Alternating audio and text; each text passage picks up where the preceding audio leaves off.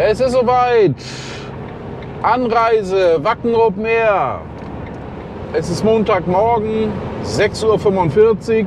Ich wollte früher los sein, aber ich denke, ich bin immer noch früh genug. Bin jetzt auch gespannt auf die Vorwegweiser. Ich bin jetzt gerade Höhe Itzehoe Süd und es soll so sein, dass die Abfahrt Wacken-Schenefeld teilweise polizeilich gesperrt wird. Dass ihr also zum Teil dann entweder eine Ausfahrt später Holzeniendorf erst rausfahren könnt oder vorher Itzehoe Nord. Ich kann natürlich nicht sagen, wann diese Maßnahme Anreise greift und wann nicht. Ich muss dann aber Richtung Holsteniendorf. Alle diejenigen Camper von euch, die auf den Campgrounds Y und benachbarten Parzellen, die vom Campingpark Wacken bewirtschaftet werden. Hier in Itzehoe Mitte wäre übrigens für euch auch noch eine gute Gelegenheit, noch einmal schnell letzte Einkäufe zu erledigen. Ihr habt hier vorne direkt einen Penny. Und wenn ihr ein bisschen nach Itzehoe reinfahrt, dann habt ihr freie Auswahl. In die Richtung ist noch ein Obi, wer noch irgendwo Sachen vom Baumarkt benötigt.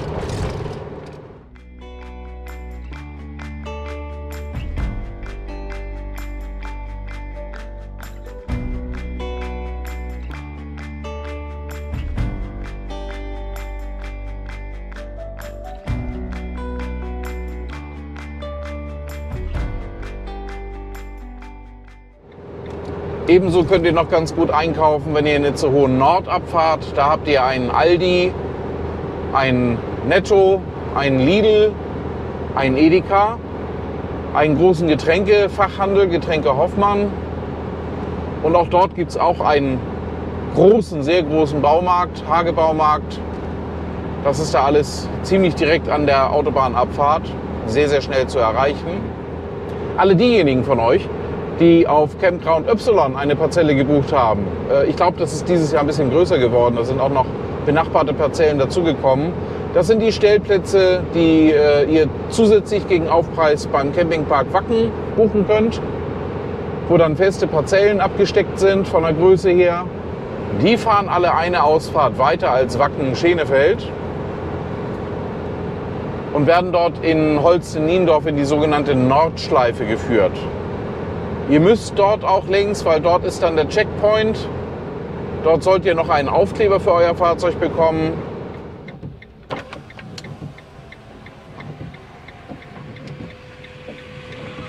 Moin Moin. Kein Thema. Ich würde mal sagen, wenn auf der Autobahn nichts los ist, dann könntet ihr auf jeden Fall ja hier hochkommen. Moin. 48, Moin. 73, Einmal rechts bitte. Rechts. Hier links ist alles dicht. Ja, okay. Also und dann da hinten irgendwann, weil ich muss da eigentlich in die Warteschleife rein. Müssen Sie alle, ne? Das sagen alle. Müssen Sie alle.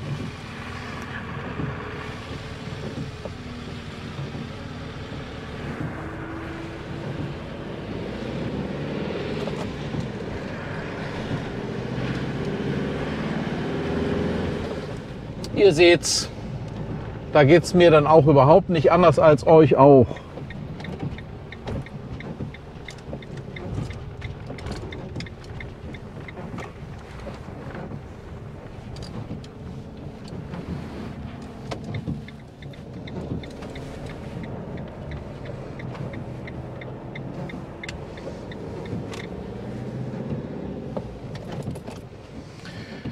Ja, immerhin stehe ich jetzt in die richtige Richtung. Ich glaube, ich suche mir mal ein Hörspiel raus. Was das nicht alles gibt. In der Warteschleife, das soll gut gehen. Na, Gliederzug. Eieieiei.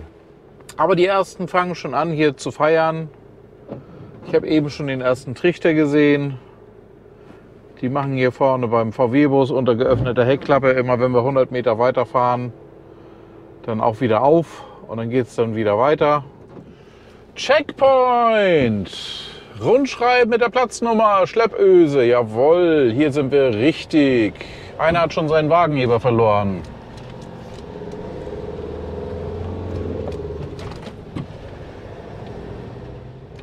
Also da kann ich euch dann tatsächlich berichten, aus der Warteschleife für die Campgrounds vom Campingpark Wacken. Das Bild, das die mitgeschickt haben, zeigt die allgemeine Warteschleife. Und obwohl dort ein Checkpoint eingezeichnet ist, ist die tatsächliche Beschilderung vor Ort etwas anders. Und ihr müsst an einer Stelle, wo 50 Meter links steht, unbedingt dann auch 50 Meter links fahren. Da biegen kaum welche ab, denn die Anfahrt ansonsten geradeaus ist die allgemeine Camper-Warteschlange. Aber es ist tatsächlich so, dass es hier zu dem berühmten besagten Checkpoint dann geht. Beim Checkpoint braucht ihr euer Ticket. Ich habe mein Bändchen schon. Und ihr braucht die Bestätigung für einen Campground. Nochmal als E-Mail. Reicht, wenn ihr das auf dem Handy dann aufrufen könnt in dem Moment und zeigen könnt. Aber da wird dann nochmal einmal gecheckt. Und das macht dieses Jahr wohl auch absolut Sinn, die Abschleppöse sollte bereitgehalten werden. Also man muss wohl damit rechnen, dass man vielleicht sogar schon Schlepphilfe braucht, um auf seinen Platz raufzukommen. Ja, das kleine Stück durch den Wald ist tatsächlich nicht unwichtig. Das spart einem doch einen enormen Bogen. Und dann werdet ihr wieder in die Hauptschlange reingeleitet, die dann auch zu den allgemeinen Campgrounds dann geht. Jetzt bin ich aber schwer gespannt,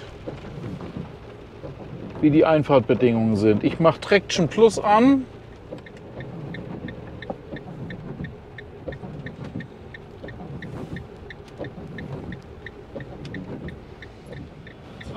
Es soll bis morgen früh um 4 sollen 21 mm Regen noch kommen. Ja, ich habe auch durchgehend Regen. 22 Durchgehend. soll die Welt auch untergehen hier. Ja, Und das ist jetzt schon. So gut wie jedes Auto muss geschleppt werden. ja. Hier geht's ja noch, weil jetzt nicht kontinuierlich welche kommen, aber die anderen, die offenen Plätze. Da ist es ein einziger Modderchaos dann, ne? Naja, Rain or Shine, ne? Wir müssen es dann ja auch mal wieder zelebrieren. Wenn du Bock hast, kannst du jetzt mal mit Vollgas reinballern. Ich knall das Ding volle Kanne. Traction Plus ist, Denk nicht giftig. Traction Plus ist an.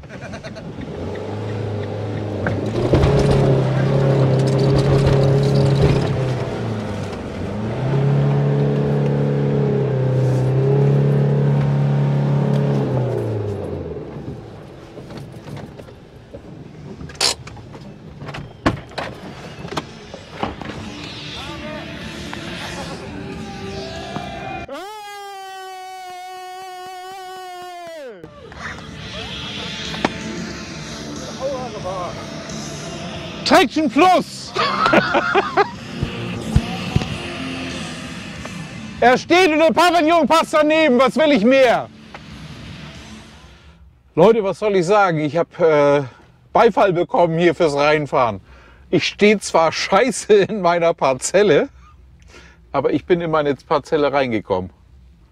Aus eigener Kraft. Es soll heute die ganze Nacht noch durchregnen. Morgen soll es trocken werden. Die Fahrwege, da werden sie sich was mit einfallen lassen müssen. Wer morgen anreist, das wird hier eine lustige Veranstaltung. Ich stehe jetzt auf meiner Parzelle genau auf der verkehrten Seite. Also eigentlich wollte ich ja zu der Seite hin, oder muss ich eigentlich zu der Seite hin, das Zelt aufbauen. Aber da ist im Moment nicht dran zu denken. Hier wird ihnen geholfen. Die Trecker haben hier ordentlich was zu tun. Und Y ist noch nicht so voll, wie ich eigentlich gedacht hätte.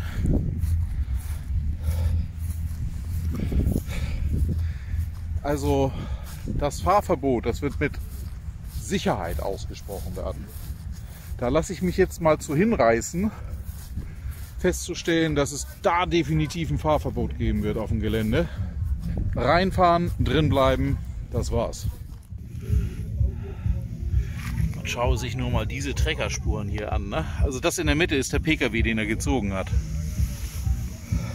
Und da drüben sehe ich doch im Hintergrund die neu gebauten Brücken. Es sind nämlich neue Campingflächen dazugekommen beim Campingpark Wacken. Und das geht über die Hauptstraße. Dafür sind diese Brücken gebaut worden hier. Ich verstehe das ja auch nicht, ne? Immer dieses nasse Gras. Ja, das ist einfach nicht gut für die Bären, ne? Ja. Ich komme da irgendwann nicht mehr mit klar, ne? Hier gleich die Haustür einbauen. Ja. Und auch das sieht man hier überall. Immer wird gleich mit angepackt. Ich selber konnte dadurch auch in meiner Parzelle nochmal umrangieren. Gab auch ein paar 05er dafür aufs Haus von mir. Denn ich musste in meiner Parzelle nochmal umparken. Bin zwar mit Anlauf aus eigener Kraft reingekommen, aber durch Drift genau auf die falsche Seite. Da hätte dann der Pavillon nicht mehr hingepasst. Und bei dem Wetter, das angesagt ist, glaube ich, ein trockener Lagerplatz dann doch schon was ganz Gutes wert in dieser Woche. Und hier, wo der Modder schon ordentlich zuschlägt, ist dann vom Camperpark die Rezeption. Da kriegt ihr den Aufkleber für euren Strom.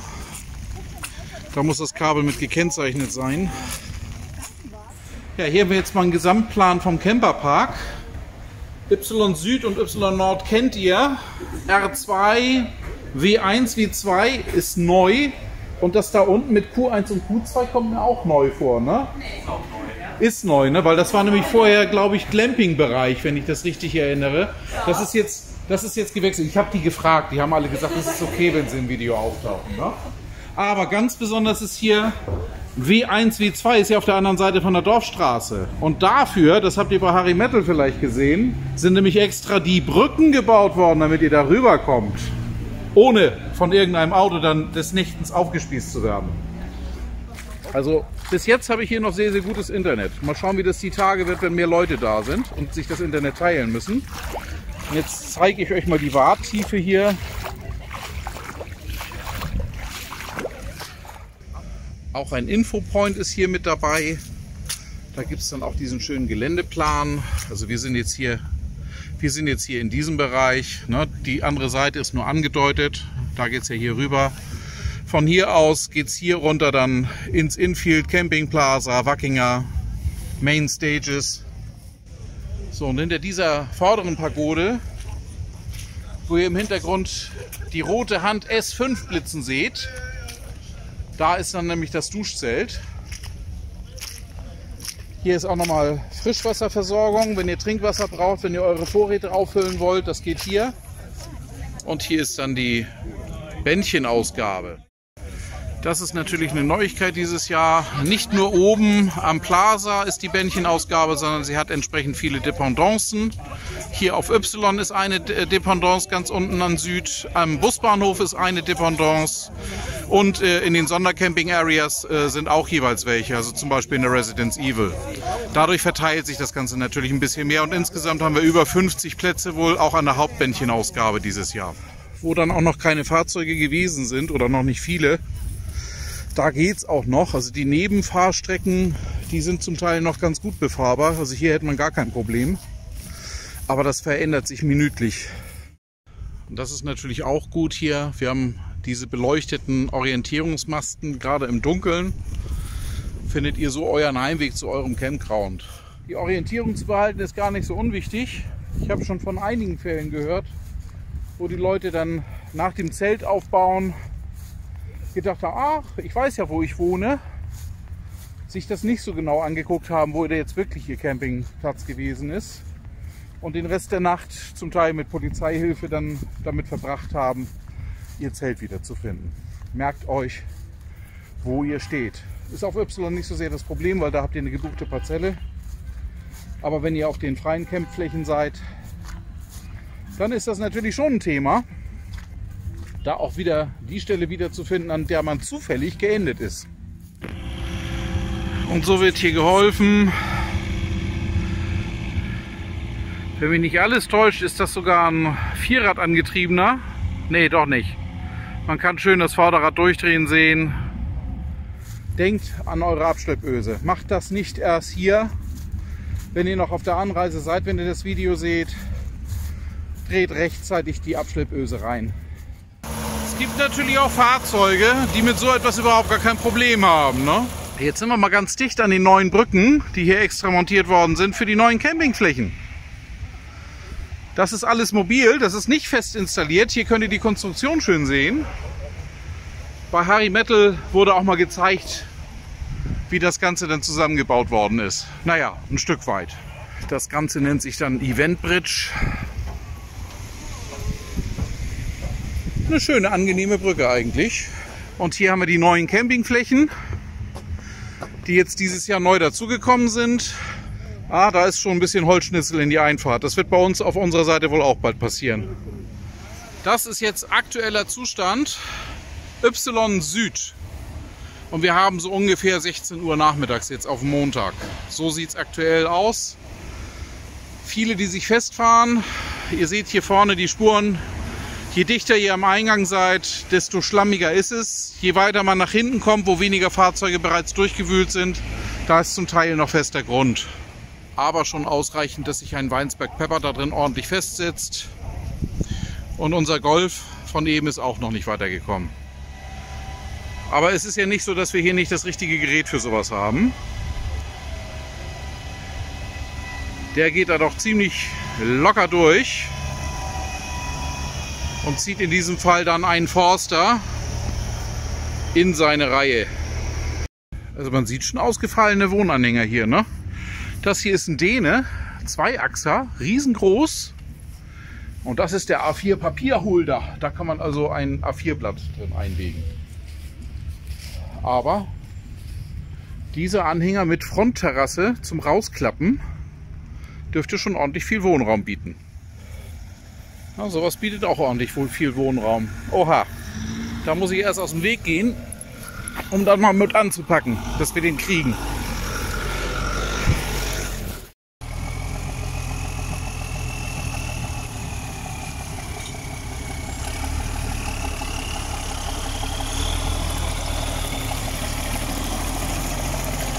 Ja, hier wird schon... Und das Seil ist gerissen. Das ist dann manchmal auch das Problem, ne? Also er hat sogar vorne das Fach auf, aber er hat gesucht, er hat keine Öse. Ohne Öse wird es schwierig, den überhaupt drauf zu bekommen. Eine Öse haben sie jetzt probiert vom anderen Fahrzeug, passt nicht. Nächster Versuch. Weiß nicht, ob sie jetzt wieder an der Achse ziehen oder ob sie jetzt eine Öse gefunden haben. Ich glaube wieder die Achse.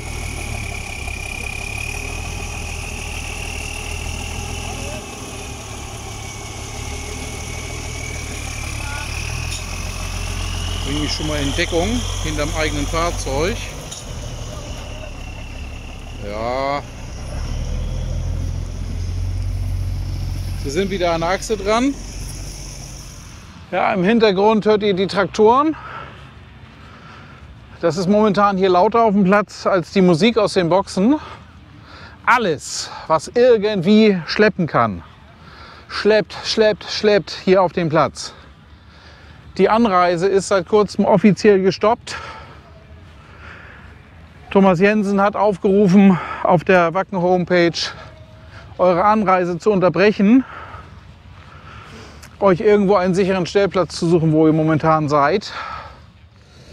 Ein einzelner Land Rover campt gerade auf Campground S. Alle anderen sind da vorne in der Pfütze einmal weitergeleitet worden. Das ist schwierig hier, das sind wirklich schwierige Geländebedingungen. So, hier haben wir die Nuclear Power Plant. Und das sind offensichtlich Kernbrennstäbe. Es wird viel aufgebaut, der Ton wird jetzt schlechter, mein Akku ist leider gerade leer gegangen. Entschuldigung dafür, aber ich möchte euch gerne ein bisschen zeigen, wie es hier aktuell aussieht. Nicht so doll, würde ich mal sagen. Es wird wohl derzeit alles an Hackschnitzeln herangefahren, was nur irgendwie auftreibbar ist. Und auch hieran könnt ihr sehen, hier werden ganze Campgroundflächen komplett ausgelassen. Weil diese Wiese einfach zu weich ist, hat man gar nicht erst versucht, hier Fahrzeuge raufzubringen. Stattdessen auf den etwas trockenen Teil. Ja, der Graben ist sozusagen fast ein Sinnbild von diesem Jahr. Da ist regelrecht Strömung drin. So, wie man an der Live-Musik im Hintergrund hören kann, nähere ich mich dem Infield oder beziehungsweise erstmal dem Campingplaza da vorne. Und da sieht das Ganze dann mal so aus. Da trauen sich die Leute zu Fuß schon nicht mehr durch.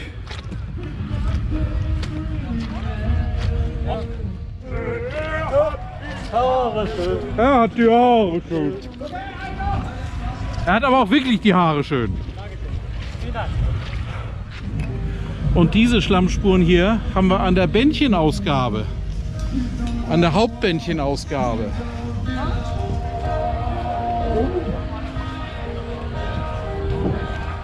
Aber es wird gearbeitet. Moin Moin! So, und das ist das offizielle Begrüßungspaket dieses Jahr. Thema ist ja Wikinger, also haben wir die Trinkflasche in Hornform und das obligatorische Kondom ist natürlich dabei und die Mülltüte mit Hashtag 17 Ziele. Denn in meinem Wacken-Account kann ich leider im Moment mein Bändchen noch nicht sehen und kann demzufolge noch nicht online aufladen. Das hatte ich gehofft, dass die das jetzt hier hinkriegen. An den Automaten könnte ich es tun, aber das kostet ja 3 €. Wollte ich mir eigentlich sparen. Großartig was ausgeben wollte ich jetzt heute hier ohnehin noch nicht. Aber mich umgucken, das will ich auf alle Fälle. Jo. Noch Fragen? Montag, 18 Uhr. Der Erste, der mich hier auf dem Gelände erkannt hat und ich kriege gleich ein Bier ausgegeben. Das kann nur übel enden. Groß. Und vielen Dank.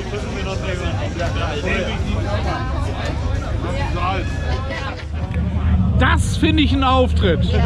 Das finde ich ein Auftritt. Wenn noch gescheit oder gar nicht. Es gibt so Menschen, die trifft man immer als erstes. Ja? Servus. Wunderschön, dass du es auch geschafft hast aufs Gelände. Ja?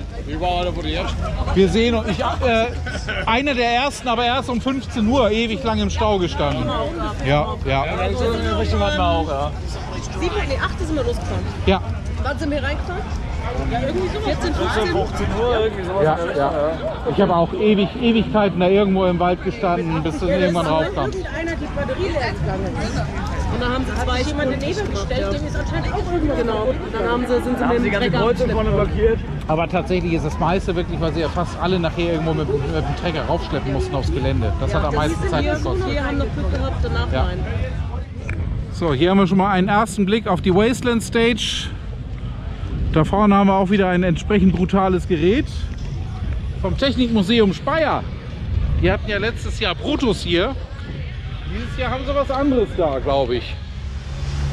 So, ich kann euch einen ersten Blick schon mal auf den Holy Ground geben. Hier auf die Faster Harder und da hinten ist dann die Lauder Stage. Es sieht insgesamt ein bisschen besser aus als vorne in den Bereichen. Aber hier vorne in der Einfahrt seht ihr auch hier ist Schlamm. Auch hier sieht es nicht optimal aus, aber das wird sicherlich sich noch zurechtrücken. Wir werden schon noch Spaß haben hier. Und jetzt haben wir einen kleinen Blick hinter die Kulissen. Das ist der Bereich, wo ihr alle immer so unbedingt hin wollt. Backstage.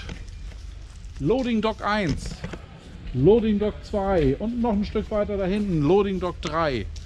Von hier aus werden die Bühnen beschickt, wenn jeweils aufgebaut wird. Wenn ihr mal wirklich dahinter steht, das sieht total unspektakulär aus. Also ich weiß gar nicht, weshalb alle immer Backstage wollen. Noch soll es letzte Karten davon geben, Wacken United. Gegen eine Extrazahlung könnt ihr für einen Tag oder für alle 5 Tage hier mit rein. Meet and Greet mit Vertretern der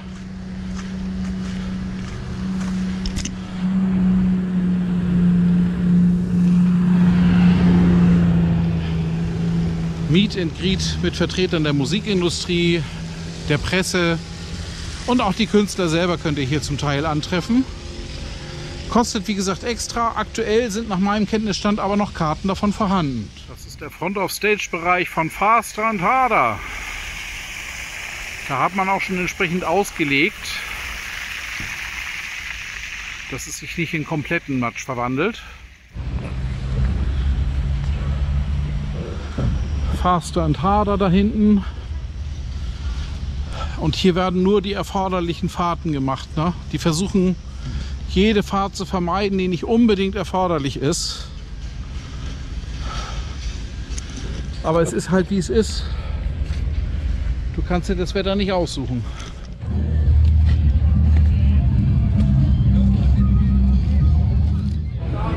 Dieses Banner habe ich schon irgendwo gesucht. Wir sind jetzt im Bereich der Wacken Foundation. Da hat mir Jens Rusch schon von erzählt, dass er das in Vorbereitung hat. Da kommt ein extra Video zu. Speziell dieses Bild wird da auch noch mal vorgestellt. einmal KISS.